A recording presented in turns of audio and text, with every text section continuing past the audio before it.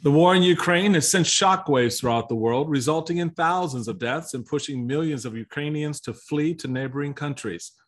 And the Supreme Court hearing to put the first Black woman on the high court further polarized Democrats and the GOP. And the Oscars. What could possibly go wrong at the Oscars?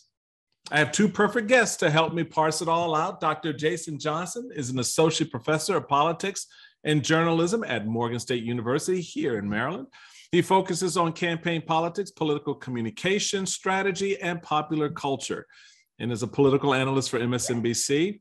And Malcolm Nance is a former Naval Intelligence and Counterterrorism officer, a historian, and a 4 times New York Times best-selling author.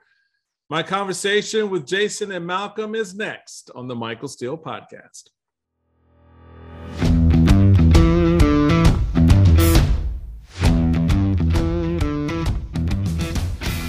Well, gentlemen, welcome to the Barbershop. It's great to have you up in the house today. We're going to get a little bit off the top and the sides. We're going to clean it up, particularly for our brother Malcolm, who's out there. Yeah. You know, he's out there in an undisclosed location, fighting on behalf of democracy and supporting the Ukrainian people. So we need the brother to look good. So we figured we take a moment and get it all cleaned up, right? Malcolm Nance, Jason Johnson, welcome. Hey, my barbershop visits. So I will, Michael, I gotta actually say this.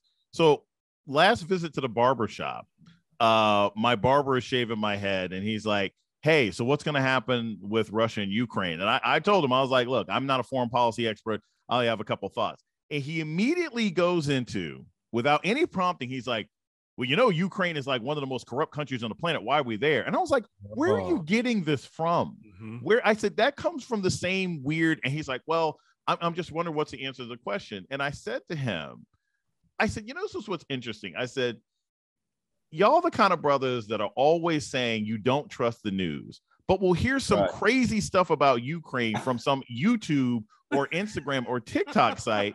And now you want to ask me what the truth is." It was crazy. Yeah. And then a couple days ago. Believe you. Right. And then I believe you. Right. This happened to me in my barbershop in the run-up to the 2020 election. No, 2016 election.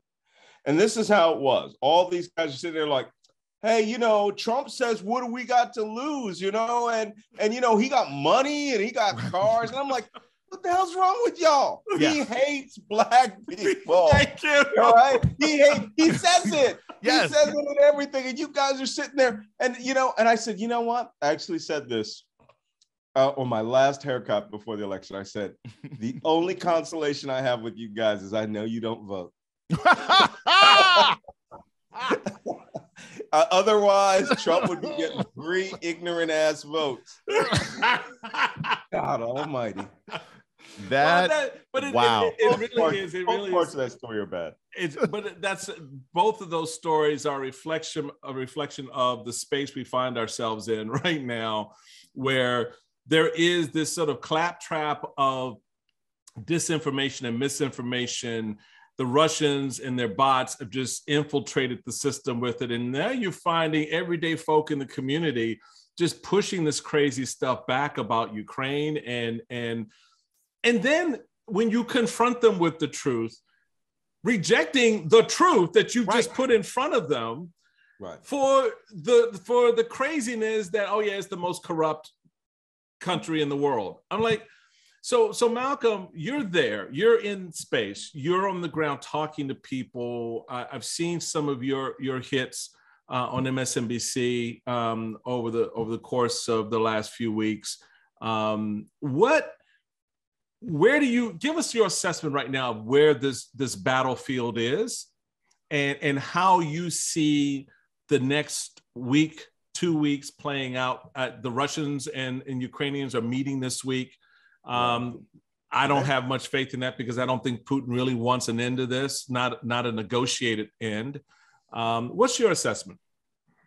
Well, first off, you know, going back to that comment about Ukraine is the most corrupt nation in the world, you know, that came from the most prominent voice to say that recently what his name? Madison Cawthorn. Madison Cawthorn, yeah. Actually used those very words, and Marjorie Taylor Greene. And somehow that's percolating into this weird world of where extreme left, almost, how can you put it? Blaxploitation level afro in the hair wearing brothers, who all love Shaft, right? Who somehow pick up on this sort of libertarian right stuff that comes together in a horseshoe, and then they meld it all together into some weird philosophy that mixes up Nation of Islam, bean pies, and Donald Trump as all being the same or better for them. And I just don't understand it at all. So now, that being said, let me recalibrate the audience. Okay, Ukraine is not the most corrupt country in the world. First off, I'm sorry, on the corruption index, Nigeria rates way higher. Right. Right. Watch Ukraine, those emails. You can go past a policeman. Okay, and have them say "Dobry den," good morning, and walk about your business. I've been to Nigeria. First off, they can't figure out what tribe I'm from, so that's bad. It's not their tribe, so that's bad. And then it's like, hey, you're an American, and you just see the ATM lights flash, right? Like Bing, like 777 as comes across their eyes, and they want a little something pour boire, right? Something to drink. This is not these inches that are given are not grounded in any reality, right? Other than what comes out of the right-wing machine. And so, that being said, Ukraine is a very large country. Let me make this very clear to the audience. 17 hours to drive across it end to end. If you had to drive from, the border post near Lviv all the way down to the southeast to Crimea, today it would be 20 plus hours. In the oldie days, which was 3 weeks ago, it would take you about 16, 17 hours. It's a very large country. That being said, as we all know, the country was invaded by Russia. And over the last 4 weeks, Russia has met all of the predictions that I made in the run-up to the war, that Ukraine had an army. The one big thing the news media would not report on. They were constantly showing news footage from the Kremlin and, B-roll of guys jumping out of airplanes and modern tanks. And I kept saying on air, the Ukrainians have an army and they're pretty good. And I had gone out onto the battlefield in Donetsk with this army. And General Pavlyuk, who was the commander of the Joint Task Force at the time, who is now the commander in charge of the defense of Kyiv. General Pavlyuk was asked by one journalist from CNN, well, what happens if the Russians attack from the west, or if they attack from the north or from the south? And this guy's had Russians 210 feet to the east of him. I mean, we literally looked at them through the periscope. It's like, you know they're right there, right? Right. That's what he said. He said, I got him right over there. They're right over there. And he said, this is when I knew things were going to be bad for the Russians. He is a short little guy, wrestler stature. And he goes, I don't care what direction they attack from. I'm going to fight them. Yeah. Wow. Thought, oh, geez. Yeah. It harkens to that old saying, it's not about the size of the dog in the fight. It's about the size of the fight in the dog. These guys are nothing but fight in Ukraine. Nothing but fight. And what you've seen in the last 4 weeks is it's not even a war. It's closer to Desert Storm. It's a savaging of the Russian armed forces. The only problem is the Ukrainians have civilian population that are in direct line of fire. They have been attacked deliberately and relentlessly by the Russians, who are in a campaign of both ethnic cleansing and geographic cleansing, right? Mm-hmm. They're trying to, they not only want the city of Mariupol, which they have surrounded, the backside of it is on the Sea of Azov, so you can't really get out of it. Out of it, yeah. Yeah. You know, it's surrounded on all sides. So they just decided we're going to kill every person in the city. Every person, man, woman, child, until they capitulate. And they, as part of this strategy, knew they would have to raise the city to the ground and build a new ethnic Russian city there. So while all of these atrocities are going on, this interesting factor that I was actually ridiculed on air by a couple of people, where I had said very early on, we call D-Day, right? The 24th of February was D-Day. And on D+6, that's 6 days after D-Day, I went on air with Chris Jensen and I said, the Ukrainians are going to win this war. I'm going to tell you right now, I'm calling it. These guys, you know, all the maps that you're showing, you know, with Clint Watts pointing out the big wide red swaths, that isn't what the war is. That's not the war. Right. They only own the highway they are on. 1 kilometer to the right, 1 kilometer to the left, 2 kilometers in front of it. That's it. As far as their guns can shoot and the road that they're on, they own nothing else in Ukraine. Even as they occupy the cities, only the little corrals that they're in, they have. So what Russia has now is worse than a quagmire. They have multiple armies, these what we call CAAs, combined arms armies, that are in position to be cut off. The one northwest of Kyiv, remember weeks and weeks and weeks ago when I was saying they're trapped and everybody was going, oh my God, they're about to assault Kyiv. And then I would go on air and go, they're never taking Kyiv. Okay, it's literally physically the size of Chicago and has 4 million people living in it at that time. Now it's down to 2.5 million. But they've got higher apartment blocks than Chicago, concrete Soviet apartment blocks ringing the city. Yeah. So I said, it's Stalingrad. You're never going to take the city. And they didn't. They barely touched one time in the city. And when I analyzed the attack where they came down, they were at this boulevard near the zoo, which is pretty deep into the city. I had the feeling they did that deliberately. They destroyed this armor column in a place where I would never want to be in an armor column, right? You know, 20-story skyscrapers above you with things raining down on top of you. Yeah. Right? In a park to the west of you where there are people shooting up below your vehicles. It was a slaughter. And other than that, they never got further than the northwest suburbs where right now they're technically surrounded. And that's why the Russians are saying they want to draw down their operations there. Jason, in the south. Yeah. First off, I appreciate this, Malcolm, because again, for me, Michael and I were talking about this from the very beginning. You know, I always, part of authenticity is humility. And I'm like, look, I'm not a foreign policy expert. So I assiduously avoid pontificating about the war because I'm not an expert in the area. But what I have paid attention to, which is something that we sort of talked about at the beginning, is it's been interesting to watch the horseshoe left combine with the hard right in America in order to sort of rationalize what Russia is doing. And rather, I mean, we know the Glenn Greenwalds, right? Like they're already, he's a right-wing, you know, neo-Nazi apologist. I mean, he's been doing that for years. We know the sort of Tucker Carlson's, but a lot of these other sort of left-wing folks who really don't know much more about foreign policy than the next person, you know, have this attitude that, you know, American imperialism is bad, which it is, but everybody else's imperialism is fine. No, it's not. I mean, because essentially what Russia is trying to do, they're trying to bring the old band back together. Putin's motivation seems to be, I want to recreate the old Voltron. I want to put together the old Soviet Union.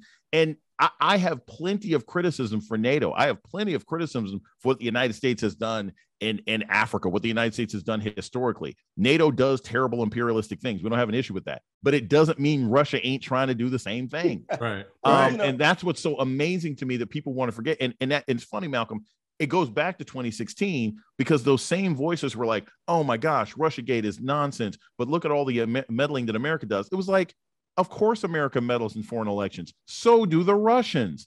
Everybody who can do it is going to do it. Why are you pretending we're the only people who are the bad guys? How do we flip? So you both sort of create this sort of bookend of this narrative. And for a lot of folks out there, and as Jason was saying, we were talking a little bit earlier, the foreign, just so we're clear to those listening, the foreign policy expert on this in this conversation is Malcolm, right? Right. I've worked in the foreign policy space on a policy side. I'm the guy in the room who's drawing up the agreements once all the fighting and shooting stops. All right, so that's what I did. I was part of the team that put together the Iranians. I guess you could call. Huh? I said, I guess you can call what I do applied foreign policy. Yeah, exactly. That's it. Exactly right. Exactly. As military, we call it DIME in the military: diplomatic, intelligence, military, and economic. Right? Yeah. Or in other words, military, intelligence, and espionage. So, but so I'm the guy who's going to write the agreement at the end. I had a hand in drafting, being a part of drafting the Iranian claims tribunal at the end of that crisis in the 70s, at the end of the 70s and 80s. But the reality of it is, you got these bookends, and in the midst of all of this is this central figure, and the central figure is not Putin; it's Zelensky. Oh yeah, and it is fascinating, Malcolm, to hear you talk about the process and the progress on the ground. Right. And when you were describing that and saying Ukraine's going to win this, a lot of that for me is from the man himself, comes from the man himself who inspires these people in a way that we have not seen since World War II. How are you assessing Zelensky in this moment relative to his counterpart, Putin, certainly, but then also Biden? Well, right before the invasion, there was a lot of talk here about what would happen. And the funny part of it is that the average Ukrainian just didn't believe it. They were saying Russia won't do it. They won't do it. While I was going, they're doing it. Okay. They are. I mean, I had received briefings from the senior ground force commander in Ukraine, General Syrsky, who said, we just don't see the formations coming together. We don't see the assault formations coming, where tanks have to be matched up with anti-aircraft units, have to be matched up with bridging equipment, mechanized infantry. In that last week before that, we saw those formations come together. Now, the average person didn't take it seriously, but the Ukrainian army took it seriously. They quietly moved themselves all over the place into position. And that's one of the few things the American public doesn't know. But one of the things that I had heard was somebody said, well, if they take Kyiv and the government moves out, they'll move out west to Lviv and there'll be like a government in exile. And if Zelensky doesn't stay or Zelensky is killed, the commander of the armed forces here, I think his name is General Zelenskyy, he is highly respected and he will step right into the job. And I said, I don't see that happening. I see Zelensky and his senior staff, are really hardcore Ukrainians. They embody that. The Ukrainians brag that they're stubborn, and they embody that stubbornness. And, when you understand what happened here in 2014 with the Maidan uprising, how they toppled the government and got Poroshenko to leave, it was Yanukovych to leave with 72 hours just on the basis of people power. That's what the Russians thought was going to happen. That the minute tanks came across that border, they would run and Russia would have this city in a day. What was that? All you got to do is meet the Ukrainians for a minute and you will see that they were going to fight to the death. And Zelensky was going to be right there. So this is the thing. I agree with this. And again, this is the political thing, Michael, that I see based on what Malcolm is saying. This is what always occurred to me. One, it seems pretty clear, even from the outsider's perspective, that both Russia and the Biden administration thought this was going to be over in a weekend. Like they both seem to think that this was going to go very quickly. That's why Biden is scrambling around now like, oh, crap, it's been a month. Okay, what are we going to do? We're going to give him money? I gotta find something to bring. Now I got to do something, right? And and the Russians and Putin is in the same boat of like, well, damn, I thought they were just going to roll over. And it always goes back to the sort of Air Force One philosophy in political science. This is something that I've had since I was a kid in grad school, where it's like you try to think of, as much as we have leaders of countries, certainly democratic, semi-democratic aspiring countries, we try to think to ourselves, man, what kind of president, if shit really went down, right? If aliens attacked, if we got invaded, what president do you think would strap up and be like, yo, bring it? And I remember thinking, like, when I think of American presidents, if we were ever attacked by the Russians, Harrison Ford, Air Force One, one of his great action movies in the late 90s, I was like, Bill Clinton would never stand up to the aliens. Bill Clinton would never stand up to the Russians. Barack Obama would probably try and negotiate. George Bush would, the first one. He's former CIA. George Bush would be he'd be ready to go. He'd be the last person to go down with the ship. We know Trump would have sold us out, right? Like, we know he wouldn't have done anything one way or another. They would, the 30 pieces of silver wouldn't even cover it. It wouldn't take 30. He'd have the full don't look up scenario. Right. He'd be on another planet. Yeah, he'd be out of here. And I also, and the other part of this that I never forgot when we think of foreign leaders and why people may respect them is, I remember during the Iraq invasion, when the U.S. Army, allied forces finally cornered Uday and Qusay in like one of Saddam's mansions. Right. And people were playing music, trying to get him out. And those guys, basically them and a couple of their friends, had a shootout with the U.S. Army for like a day and a half. Right. And I remember thinking to myself, I was like, man, I don't think Jeb Bush would do that. Right. I know that, looking back on it now, it's like, I know that Eric Trump and Donald Trump Jr., would not be strapped in the White House being like, you're going to have to take us alive. Right. So there's something about the fantasy that we have about leaders that Zelensky represents. Everybody wants to think that their president would be Harrison Ford. Everybody wants to think that their president would be the guy from Independence Day who would be like, hey, when the chips are down, I'm going to jump into an F-15 and fight the aliens. And so it's amazing to see from a purely political standpoint, because I too, just like you were saying, Malcolm, just like Joe Biden, just like Vladimir Putin, I assumed, oh man, once the bombing starts, this guy will move to Belgium and run the country in absentia. It's like, nah, Zelensky's going to be there. And I think, again, purely politically, no military, no.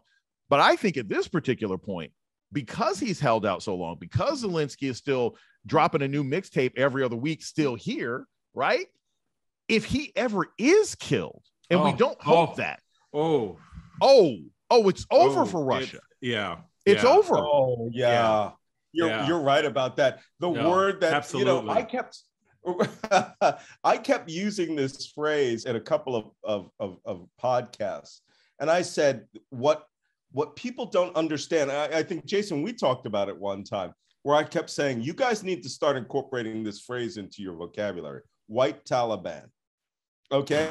These people will go on jihad when Russia crosses that border.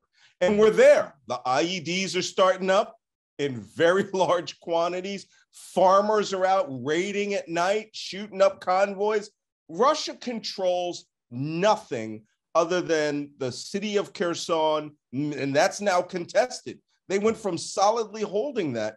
But very early on, and I had some fights with good friends of mine, some of whom are on air, who are intelligence people, saying it's going to be over in 72 hours in Kyiv. And I go, you've never been to Kyiv. Okay, I said this phrase, and believe it or not, in a week, these things will probably have to be put away. I said that Kyiv will become the largest Molotov cocktail party since Stalingrad. But the Russians never got anywhere near the city to where people could whip out their Molotovs. Nowhere. And people are heartfully disappointed there. I'm sure they are, right? Look, grandma's got all these bottles sitting over in the corner. She's like, where they at? Literally hundreds and thousands of them sitting at checkpoints. What do you make of? So I've got a two-parter here. So I've got one for Jason and one for you, Malcolm. The one for Jason is I love your mixtape analogy because it makes a lot of sense and it is so Zelensky, right? Yeah. But you saw President Biden this week in his speech at NATO in Poland, which was very good. It was good on a whole number of levels. I love the interaction with the people. But to me, the most authentic moment, that mixtape moment for him where he kind of mixed it up, was when he said, yeah, Putin needs to go. And everybody lost their shit over that. Mm-hmm. And the White House immediately started backpedaling. And I'm like, no, we all sitting out here thinking the exact same thing. Yeah. Yeah. The Ukrainians absolutely are thinking that. So for you, Jason, how do you assess Biden's mixtape on that note? The whole backdrop of Poland, his being there, and then, you know, the script thing is one thing, but I can tell you as a political operative and a principal in politics from time to time, when you have that moment where you drop the thing that's not on the script, the Reagan, you know, Mr. Gorbachev, tear down this wall kind of moment, it changes the nature of the game. There is there are a couple of things that the Democrats as a whole, I know we'll end up talking about this, but Biden, there are a couple of things that the Democrats as a whole totally have going for them as far as public sentiment that they seldom capitalize on. And this is one of them. Like, this is a war that the vast majority of the American people clearly see a good guy and a bad guy. Right. There's a charismatic leader that people can revolve around. It's a bunch of white folks. So a lot of white people in America aren't upset. I know people all over who are like, I would love a Ukrainian family to come stay with me, right? They're not saying that about Yemenis.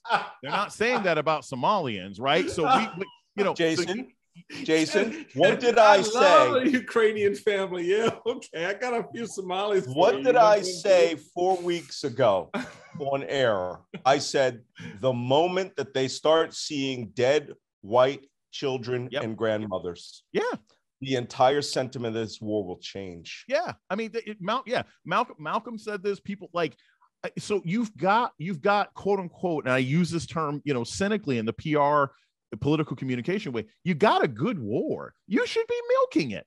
Biden should be talking about this all the time, right? Like, you should be connecting this more aggressively to Trump's impeachment. Yeah, but people are concerned about inflation, Jason. People are more concerned about inflation, brother. See, here's the problem with that. Here's the other thing that they have in their favor that they should be talking about more. As angry as people are about inflation, and I maintain this, and you've probably heard me say this, Michael. I don't know if Malcolm's ever heard me say this. The biggest issue about, let's talk gas prices specifically. Right. People aren't angry specifically about high gas prices. They're angry about volatility. Yeah. That has always been the issue. I don't like it when my gas prices go up, right? But what really pisses me off is not that gas moved to $5.50, right? But because if it moves to $5.50 and I hate it, but it stays there for the entire summer, I can budget for that. What pisses me off is when I go to the gas station near my house on Sunday to get my gas for the week, it goes from $5.50 to $5.80 to $4.75 to this. When it's volatile, that's when people get pissed. Yeah. Mm-hmm.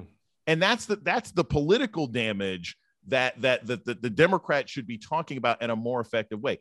People can handle, it's not fun, it's not easy, but people can handle certain levels of inflation. What they don't like is volatility and inconsistency. But again, we'll maybe address this later. I mean, we also have a Congress that just gave an additional $31 billion to the military budget so we can throw it across the world, but didn't want to give people $2,000 a month to stay home for 6 months and have rent relief and a rent moratorium during a once-in-a-lifetime pandemic. So I'm the last person to say that our government under Joe Biden or Joe Manchin has any degree of common sense. I saw what you did there. Yeah. I saw what you did there. How we should be spending our money.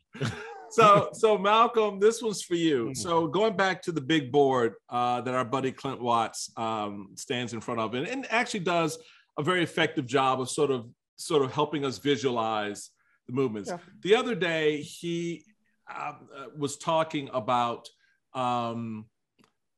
the next part of this potentially. And the river. I forget that runs from north to south that cuts basically the along River. What was that? The Dnieper River. Correct. DNIPR. So the idea now that's floating around in policy, diplomatic, and some military circles is a Korean-style solution where you've got a North Korea, South Korea, and you'll have a North Ukraine, a Southern Ukraine. Right. So Russia will just claim everything, Donbass, and all of the southern portion. And Zelensky and the crew will be able to keep the north, because that's the off ramp from what some are saying that Putin is looking for at this point, given pretty much everything you just described for us. Right. Well, it would be an interesting scenario if there was, in fact, a gains by Russia to an actual 38th parallel, right? Like the Chinese and North Korea did. They're nowhere near that. Nowhere near that. They're nowhere near dividing the East from the West country, which was one of the original war plans. Phase one, I had actually assessed phase one was that border area that they now occupy. Actually, they were only occupying a fraction of what I predicted. Phase two would have been the Dnieper River, would have been where they would have phased all the way in and then started taking the bridge crossings at Kremenchuk and the city of Dnipro itself, and moving from the south from Odessa. None of that has happened. So they don't even have enough territory to make to make a South Korea, North Korea analogy. Wow. They failed so badly at Donetsk and Luhansk that the areas that were reinforced since 2014, the Joint Task Force area, right? Everyone thought that the move through Kherson and the land bridge and coming up near Zaporizhzhia would be them cutting behind them and going in to Kramatorsk and cutting them off from the rear. And it looked good, except all of their combat power was spent almost instantly once they made that move up north from Kherson. That area has not lost any terrain. The one place that you thought they would have lost it would have been retaking the remainder of Donetsk province and Luhansk province. That is solid. There's that 70-meter checkpoint I was talking to you about, still in their control. And the Ukrainians are clawing back territory that was lost to the Russians. Yeah, if I were you, I would stop using the word claw. What they are doing is this isn't clawing back like they're just desperately trying to get it. These guys they're just taking it back. Yeah, they're just taking it back. And some of the categorizations that you hear in the news media are laughable. Like, they're making gains. Hey, when I knew this was going to happen. So, Emily, and when all of these gains that they're making happen, they happen in a very, very, no, actually it's air raid. Wow. So I knew this would happen in the middle of this recording. So I said, there's no way I'm going to hide where I am now, right? So those gains that they're making are the army that was supposed to have shattered in the first 72 hours. That army is extant. All of those combat organizations remain, and they are actually maneuvering around and defeating the Russians on the battlefield. If they continue the way they're going right now, and I made this prediction just a couple of days ago, they could completely relieve Kyiv of all Russian forces in a week. Wow. And, to the point where Kyiv will be out of all danger. And that's why Russia came to the table today saying, we're going to pull back on those combat operations. Can we have a conversation? Can right. We talk in fact, I don't want to hurt y'all no more. So, if y'all ready for me to be done. Y'all ready for me to talk? Right. It's quite possible. It's quite possible that the Ukrainians, before these negotiations are over, could have that entire army surrounded and surrendering. Wow. That that's would be a moment. Northwest of Kyiv.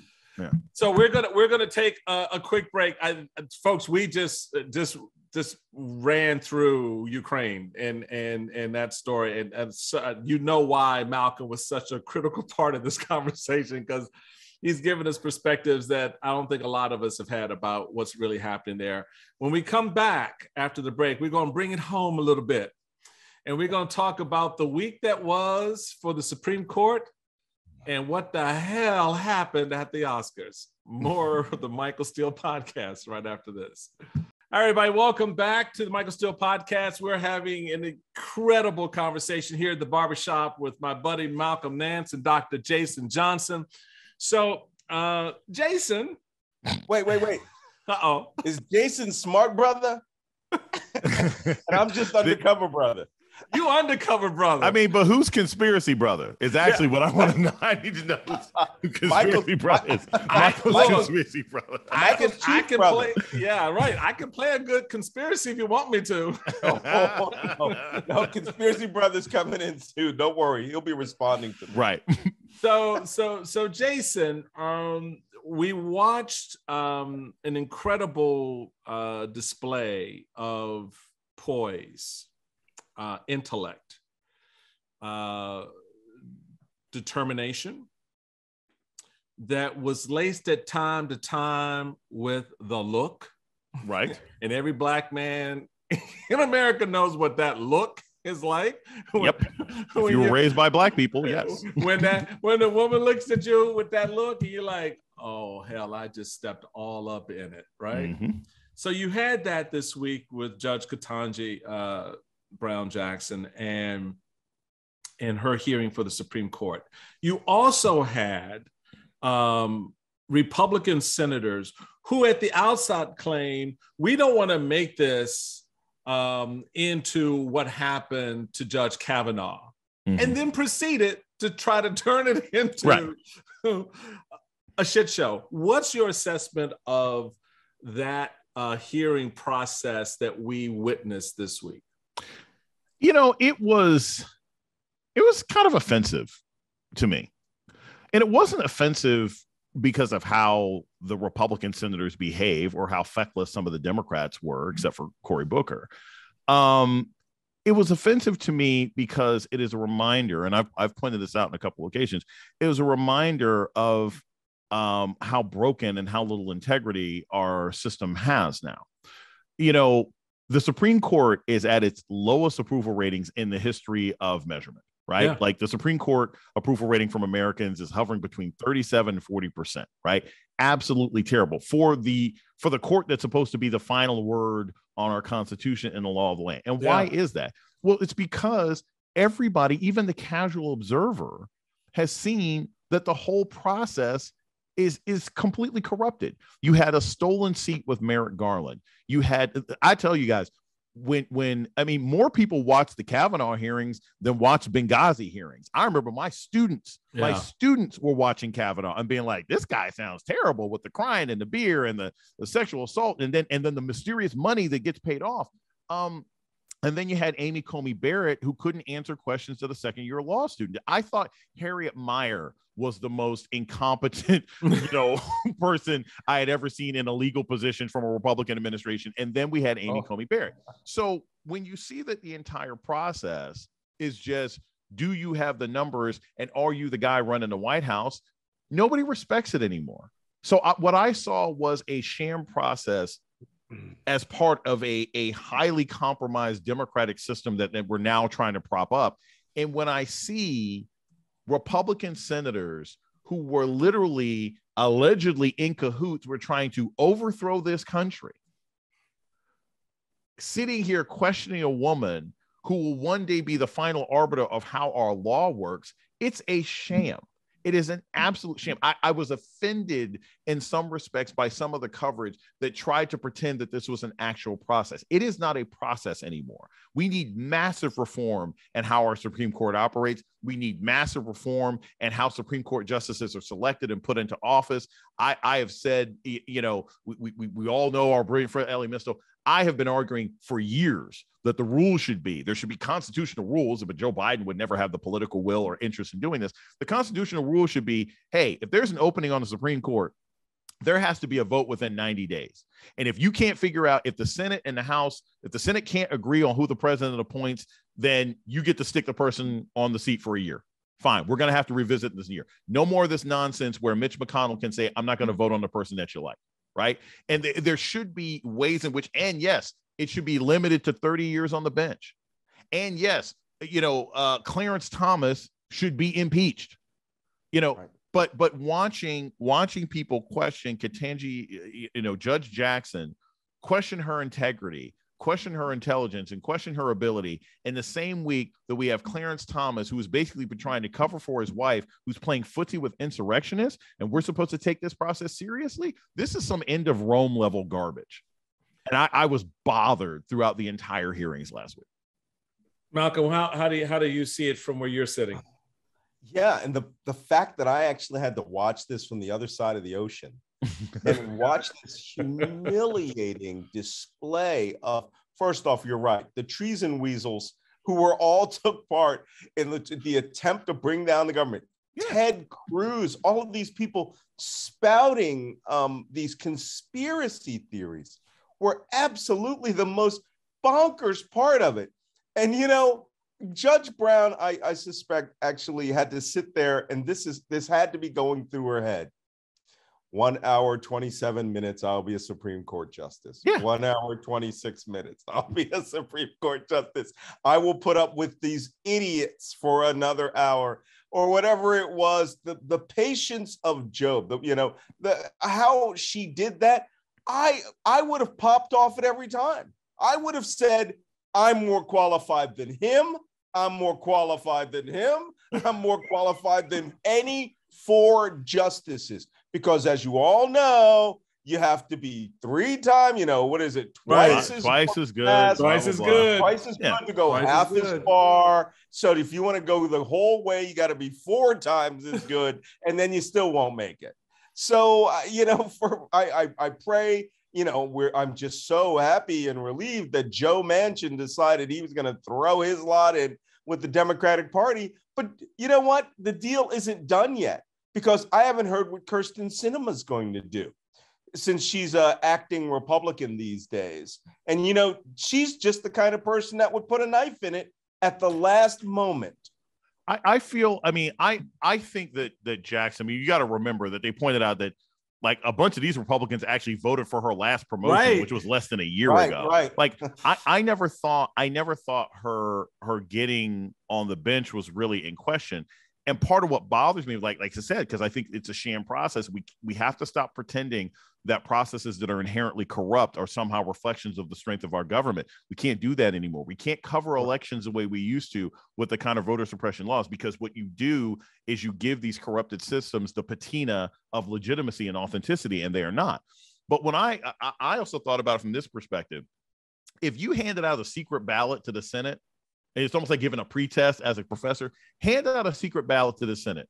Everybody put out their votes. Then we're going to put it in a lockbox, right? And then we're going to compare it to the final vote after her confirmation hearings. It's going to be the same numbers. No one has changed their mind.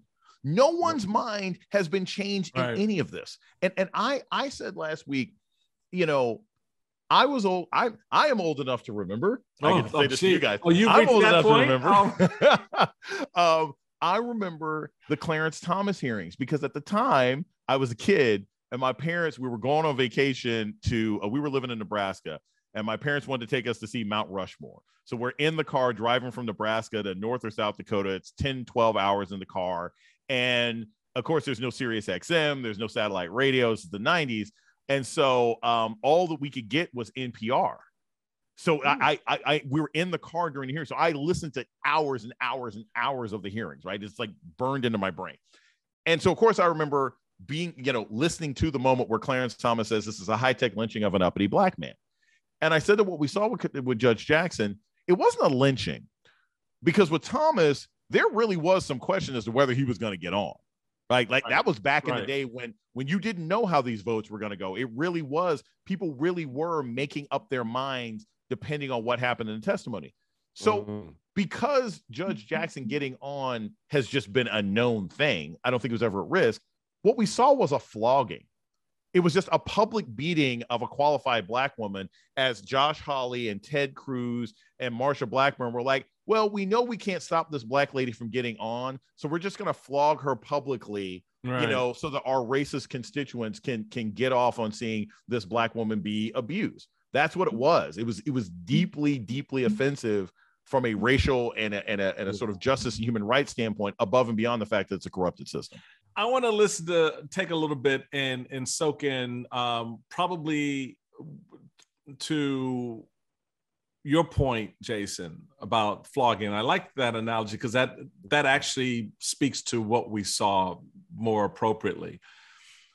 But then there was the moment after the flogging with Cory Booker, who basically took the shawl and wrapped her in it, sort of collectively representing a lot of Americans who watched this hearing. Let's see if we can get a little bit of what Cory said. I'm telling you right now, I'm not letting anybody in the Senate steal my joy. I told you this at the beginning. I'm embarrassed. It happened earlier today. I just look at you and I start getting full of emotion. I'm jogging this morning and I'm at the end of the block I live on. And I get terrified because I put my music on loud when I'm jogging, trying to block out the noise of the heart attack I'm having. And this woman comes up on me, practically tackles me, an African-American woman. And the look on her eyes, she just wanted to touch me because I'm sitting so close to you, and tell me what it meant to her to watch you sitting where you're sitting. And you did not get there because of some left-wing agenda. You didn't get here because of some dark money groups. You got here how every Black woman in America who's gotten anywhere has done, by being like Ginger Rogers said, I did everything Fred Astaire did, but backwards in heels. He captured the moment in a way that I think lifted everybody who watched what happened to Ketanji that week, because I think a lot of people were rooting back to the first point you made, Jason, about the process. I think a lot of people were rooting for as close to a fair process as we could get. And when we couldn't even get close to that, there was just sort of this sense of frustration and anger and hopelessness on the one hand, but then they would look at her when she would take on directly the challenge to her integrity, her authenticity, her jurisprudence, and we would be lifted. So Cory at the end just sort of brought that warm blanket to the conversation in a way that was missing throughout the week.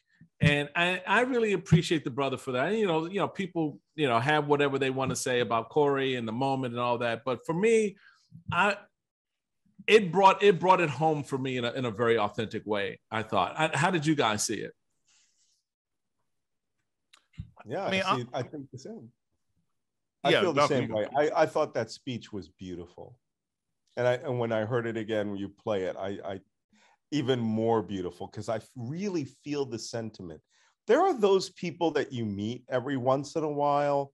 When my children went to school at Benjamin Banneker High School in DC, I met the principal one day, and she was such a commanding presence.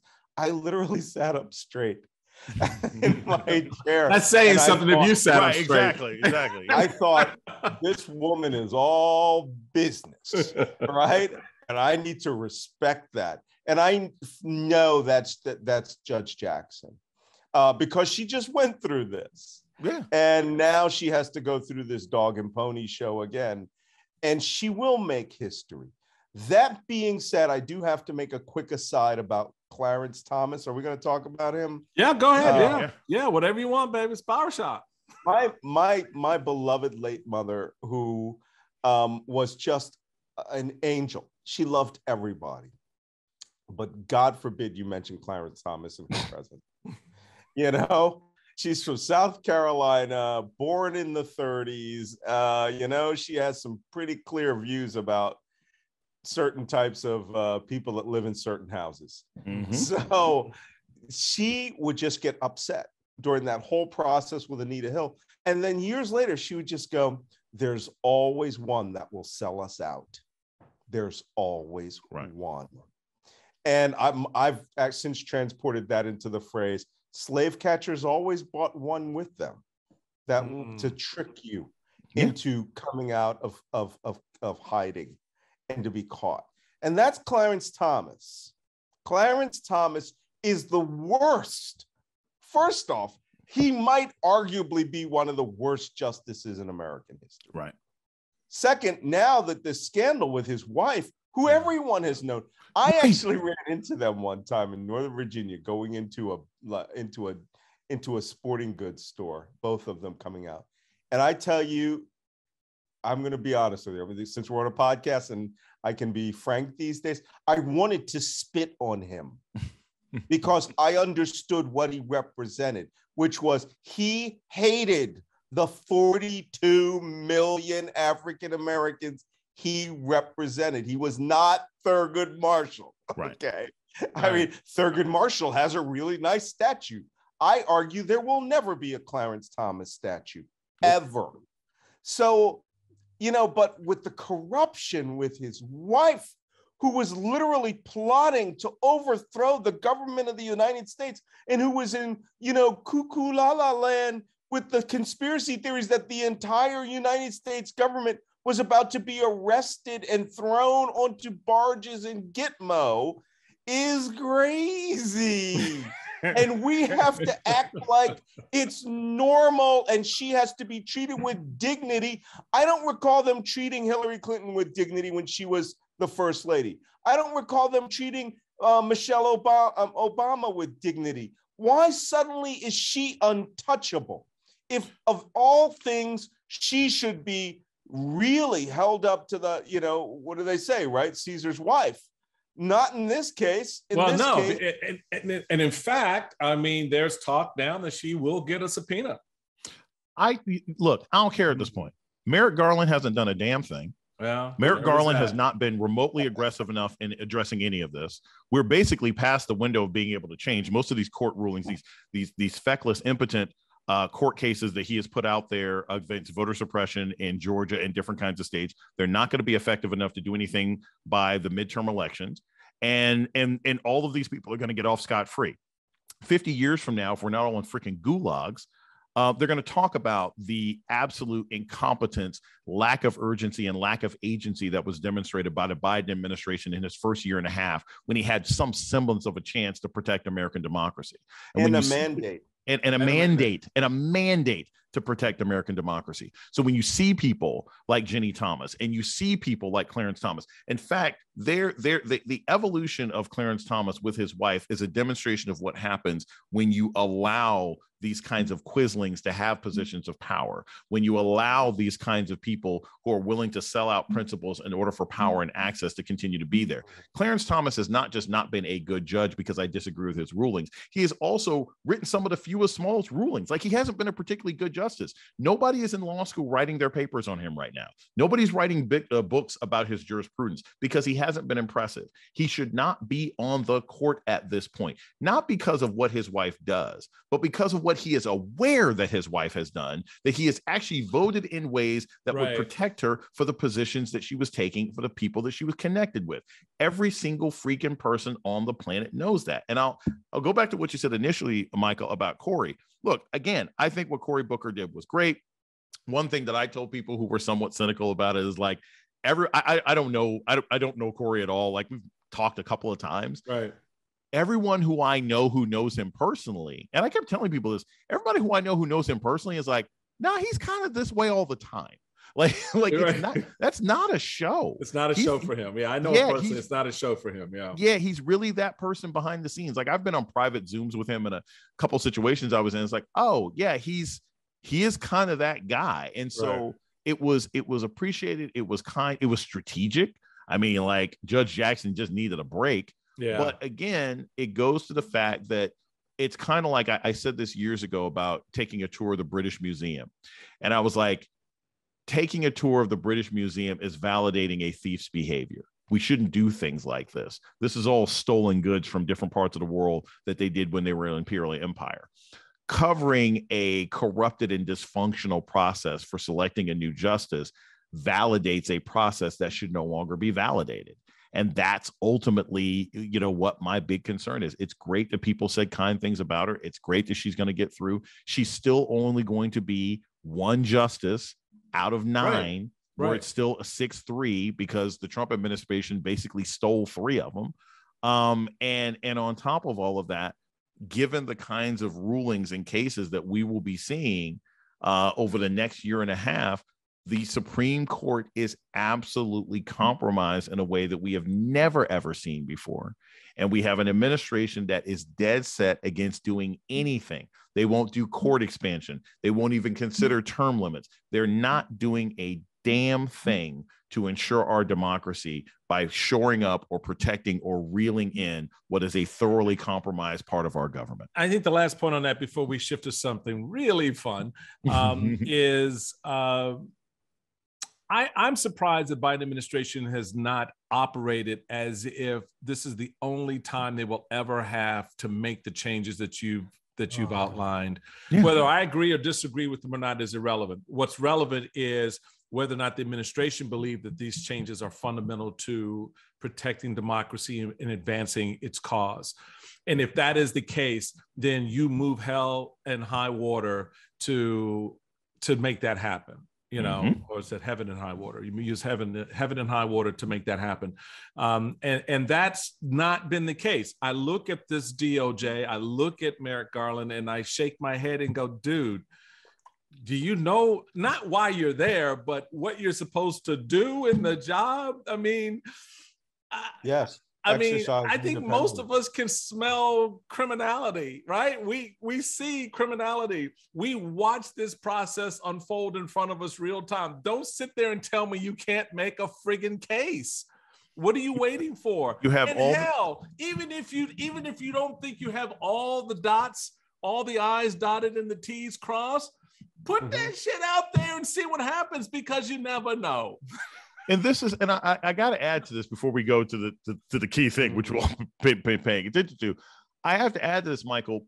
There are political consequences for that as well, and not just political consequences as far as what happens in this fall's election, but what the Democratic leadership has consistently failed to understand is that you do have a part of your base.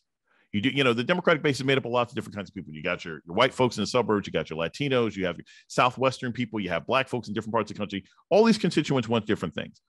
But there is a through line of the sort of primary activist constituency in the Democratic Party, including some independents who are like, we want you to hold the people who tried to overthrow our government accountable.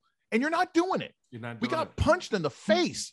We got punched in the face, Jason, and they're not doing anything about it. To your point, I tell Democrats, I remind them, y'all know what's about to happen on the first Tuesday of November. You are about to lose the House. And when you do lose the House, what the hell do you think happens the day, not the day after, the day Kevin McCarthy takes that gavel? What do you think happens? This commission goes away. Right. Investigations into Hunter Biden. Investigations into the January 6th commission members, starting with Liz Cheney and Kevin and Kinzinger. Right. What do you think happens here? So you've got a very narrow window to make the case to the American people that the last administration was not only corrupt in its disregard for the rule of law and the Constitution, but actively sought to overturn the duly elected election results. You know, I've said it 100 times, Jason. Jason, I don't know if you've heard me say it, but you made a prediction last March that if the Republicans take the House, they will elect Donald Trump Speaker of the House, and that they will do it to humiliate the position of Nancy Pelosi in the way that they've humiliated the position Barack Obama held. And then they'll do impeachments every week. Every week. From that point onward. Every week. And, this is a 20-alarm fire for democracy. We have an opportunity with Ukraine because their Putin love is now being exposed. Right. And as you said, on a political level, they should be attacking on that. You are a Putin lover. You helped cause this. We have the Republicans now saying Joe Biden is responsible for the invasion of Ukraine. Joe Biden is weak and feckless. It's just against who? The guy whose butt you were literally kissing or who were taking money from in many instances, and were, a president that was literally his sock puppet. It's just utterly amazing to me. We are standing on the cusp of the end of democracy in a couple of places. Ukraine, it is absolutely must hold here. All right. And that's why this absolutely cannot fall. And it ain't gonna. It's just a question of whether it gets so bad, chemical weapons come into it, and we go to war over this. Real war. Yeah. Okay. So, and then comes November, first week of November. Who are the, I asked this in a tweet recently. Who are these Democrats that hate Joe Biden that brings him into the low 30s? Because it's just Democrats. Well, he so should be in the mid 60s, and there's like 40% of Democrats suddenly hate Joe Biden and hate his approval. But here's drag his approval rating down. Here's why Joe Biden's approval ratings are so low. Yes, blah blah blah. We have inflation, blah blah blah. There's sort of structural things. But what you have, it is.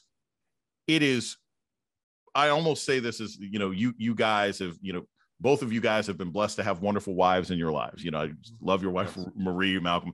I have not been married, but I can say this for my married friends and married guys that I know. It's like, you may have a low approval rating from your wife, right? But she ain't trying to choose nobody else either. Right. She'll still stack you up against, she still would choose you over everybody. So Democrats, they're disappointed in Joe Biden the way your wife could be disappointed in you. It doesn't mean they want to be with anybody else. No. There was a dinner where I was a little bit suspicious, but I get your point.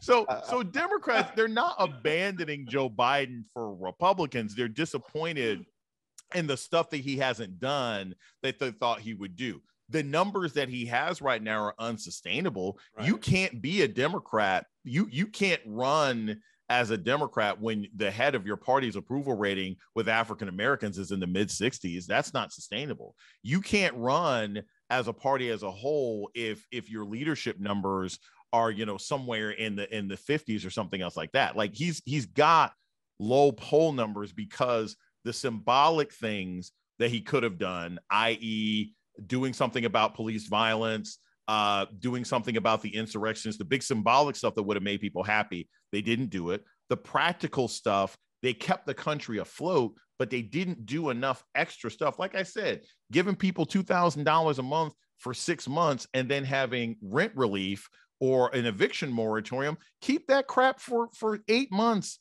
And make it consistent. And it's fine, because I promise you, those same people are hearing about Tom Brady getting PPP loans and all these companies getting money from the previous administration. Is like, well, I didn't get any of that stuff. I was kicked out of my house, and the restaurant that I work at is closed. So they have failed at the symbolic things. And then their policies have not been as transformative as they needed to be for people to be happy with the administration. And I think that was always going to be a danger about Joe Biden, that he wasn't creative enough from the policy standpoint, that you can't take people back to the good old days because the good old days are gone. And now you're in a situation where no matter what he does, unless he wants to make some serious, bold decisions one way or another, he ends up dragging down his party. And my sadness is that it didn't have to be this way. He could have done a better job. And he's sitting here on a gold mine of policies that he could be making the most of. But the problem, Jason, is Democrats don't know how to do politics, baby. Well, no, they still fundamentally don't understand how I whipped their ass in 2010. They just don't get how they know how to govern. How you could win against a president who's sitting there at 60% in the polls. So what the hell do you think is going to happen against a president who's sitting at 30% in the polls? Right. And so I just don't get it. So let you guys get up out this chair, because we're about to pay rent on this barbershop in a moment. We let you guys get it. So the pièce de résistance this week was, I sat down. I was out at a Wizards game and on Sunday, and it was great. You know, Wizards beat the Warriors. Loved the moment. It was really good. Got a little bobblehead brought home. It was really kind of cool. So I'd come in and I flip on the Oscars. You know, I was kind of yawn about the Oscars this year because, you know, A, movies, B, Oscars. So, but, you know, I'm in the kitchen and I'm about to get my little G&T on, you know, my little gin and tonic, trying to kind of settle down.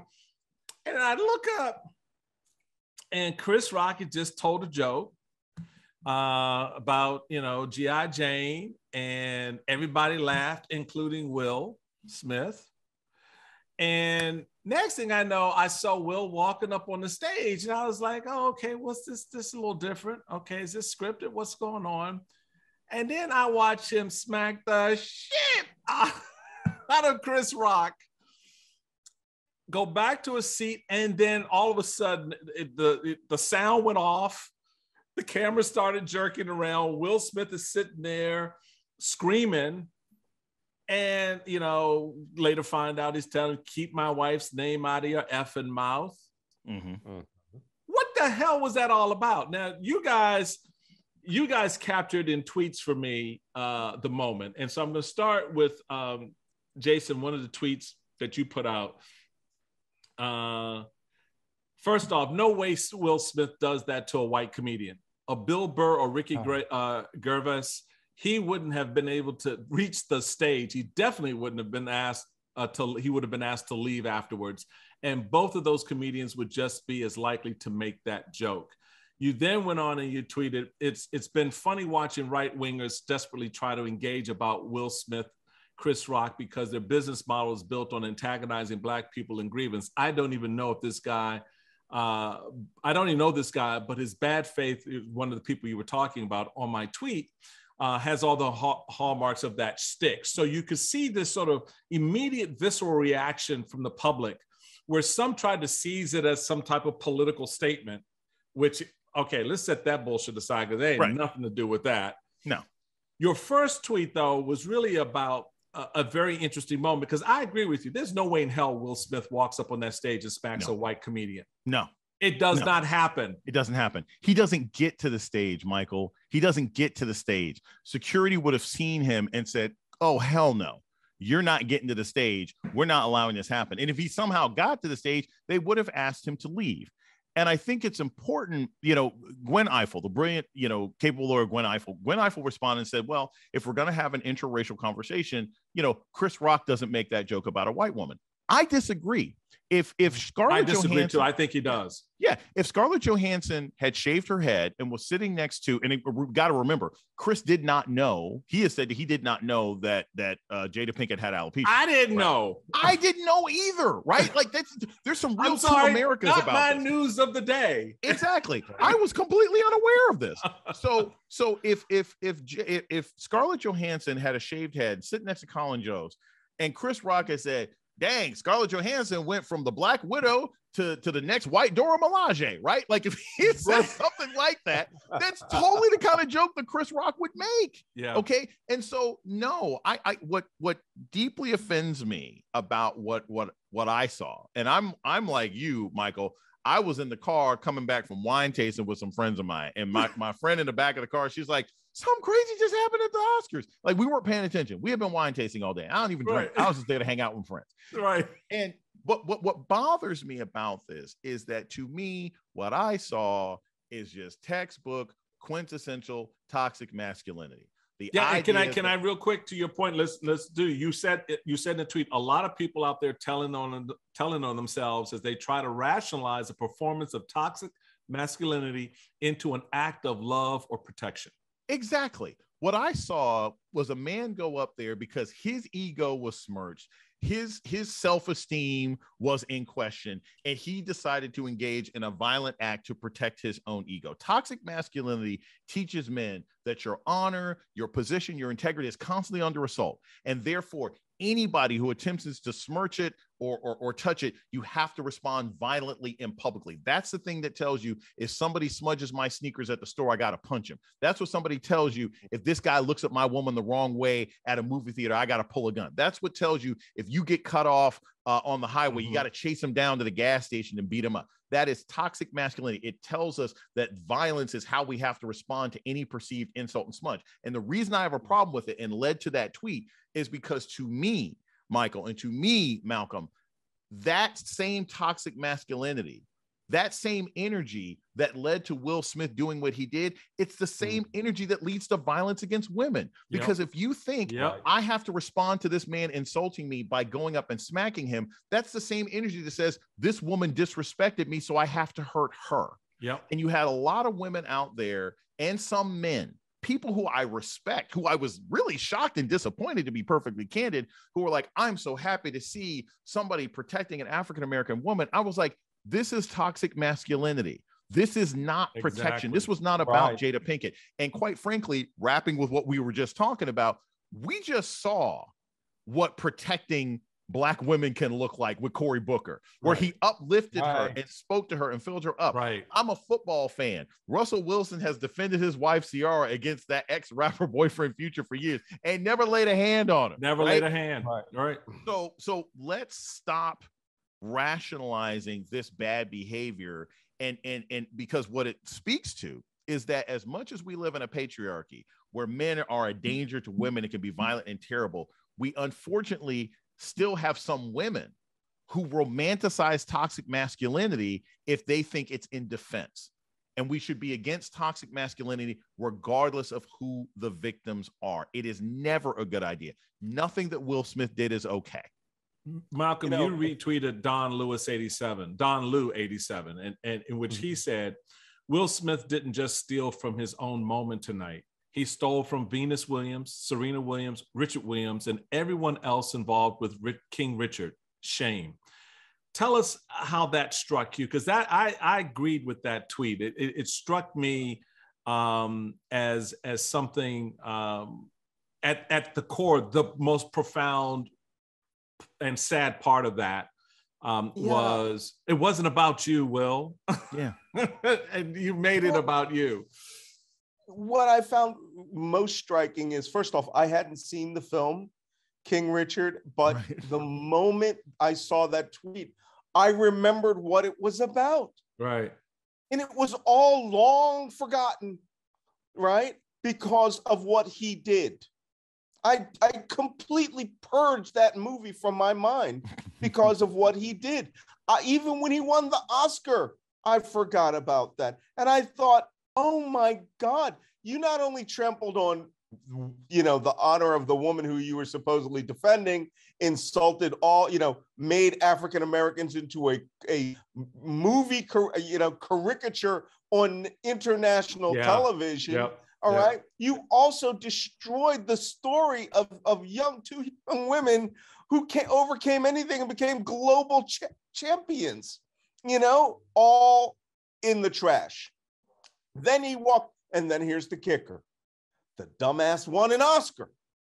Do you think he could have just shut his mouth and said, I got to give this 20 minutes because I may have won an Oscar, No, he couldn't do it.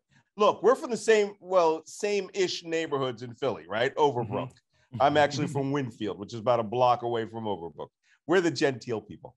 So, and maybe that one bridge, the one bridge over the train track between Overbrook High School and St. Barbara's Elementary School, where I went, I was raised on the concept of chivalry, a phrase which means the defense of honor, but not murderous defense of honor, Where, where you can take an insult, where you can have a conversation, where that could have been hashed out later without having to degrade not just Chris Rock, not just, you know, the defense of his wife, but to grade all Black men. So here I am, other side of the world. People are dying in droves over here by the hundreds per day, where blood literally runs throughout the street. And what does BBC have to break in for? To talk about how serious the situation it was between Will Smith and Chris Rock. And I'm thinking, I don't believe that I am in this crazy world where this is a story about anything. And they were talking like he had done it to the Queen. You know, I mean, here's the stories that were on. Massacres in Mariupol. All right, that was one. Counteroffensives northwest of Kyiv and the city of Lviv being bombarded. That was two. And Will Smith apologized to Chris Rock. We have it here on BBC Live. And I'm thinking, this is the stupidest story in the history of mankind. And what do I got? Two African Americans ruining it for everybody. Right. Making it. There are children in effing Norway right now in Trondheim going to school wondering, well, is he going to apologize? No, this is so stupid. I have this phrase when I was in the military: focus, right? Put our hands up, right? That's it. The blade head, we're about to slap you. Focus.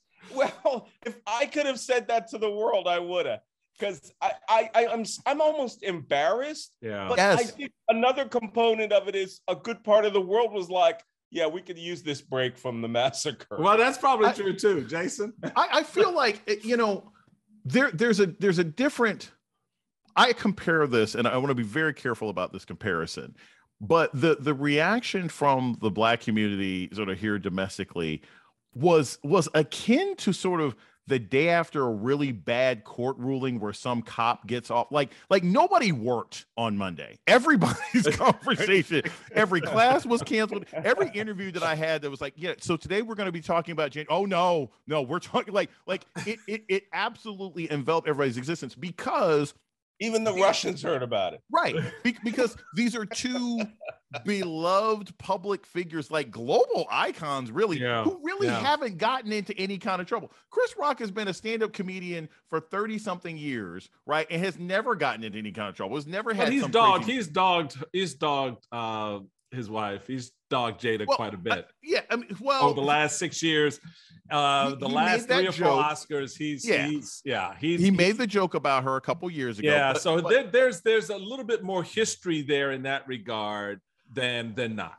But I still think, but again, it still goes back to toxic masculinity, because one, toxic masculinity and actually respectability politics, because we jump back. Okay, so Chris Rock makes a joke about her 5 years ago, 6 years ago, whatever. Okay, it's bad. I mean, we're trying to believe that in the subsequent 6 years that Chris Rock and Will Smith have never been in a room together, that this has been simmering for 5 years. Come on. Like, we know that's not the case. The other thing is, and I think this is excruciatingly important, is that Will Smith, and I'm just going to say this as a guy, not trying to be toxic, right? But it's like, not only do I think Will Smith doesn't do that to a Bill Burr or Ricky Gervais, you know what? Will Smith doesn't do that to Dave Chappelle. No. Okay. That's a long walk up that stage. No. That's a long walk. They'd be throwing down in the streets, those exactly. two do. Oh my God. Yeah. He doesn't do that. You don't want to do Chappelle. Will may be Philly. Right. But Chappelle is DC. Exactly. Ain't no question. Ain't no question. There. So let's not pretend that this was some act of spontaneous, I can't control myself. You had a lot of thinking to do as you walked up that stage, and you knew exactly who you were dealing with. You know who you can do this to. You know who you can't do this to. If Will Smith had decided, and this is the context, like I said, I mentioned Scarlett Johansson.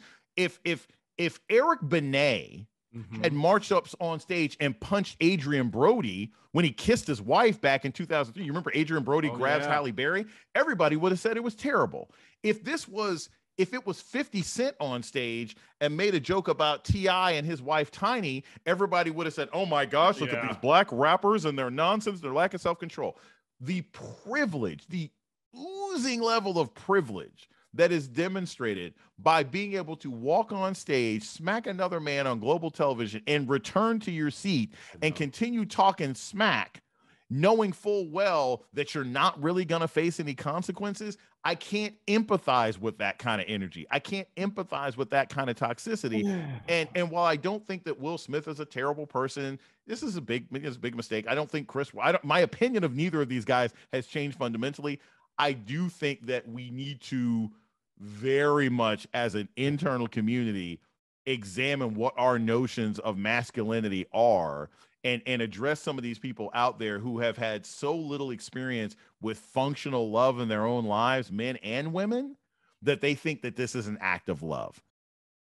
Well, my view, fellas, as we wind this conversation down, and it's killing me to have to do it, but I gotta let you go fight a war, and you gotta go. I got class. You got class. Like is this you don't get to slap a brother on the stage, go back to your seat, talk smack, win an Oscar, get a standing ovation, and then go up and talk about being a vessel of love. It just doesn't happen in anybody's world. It just said to me that it was a sad commentary on the state of where we are culturally in this country, that something like that could happen and people could see it as an act of love. So that's all. Look, fellas, I want to thank you guys. You guys are looking good. The trim seems to be working. Malcolm, you ready to go do business, baby? We got you all trimmed up very nice. Appreciate you brothers coming out and being a part of the barbershop conversation here on the Michael Steele podcast. Everybody, you know the deal. Check us out on the Spreaker app, Apple Podcasts, Spotify, wherever you get your podcasts on. Check these brothers out on Twitter. You want to follow Malcolm at Malcolm Nance and Jason at Dr. Jason Johnson.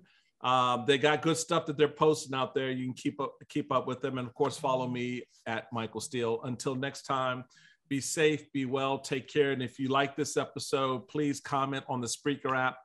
It helps me know what you're thinking and what you're feeling so I can bring you better programming. All right, until next time, folks. Later.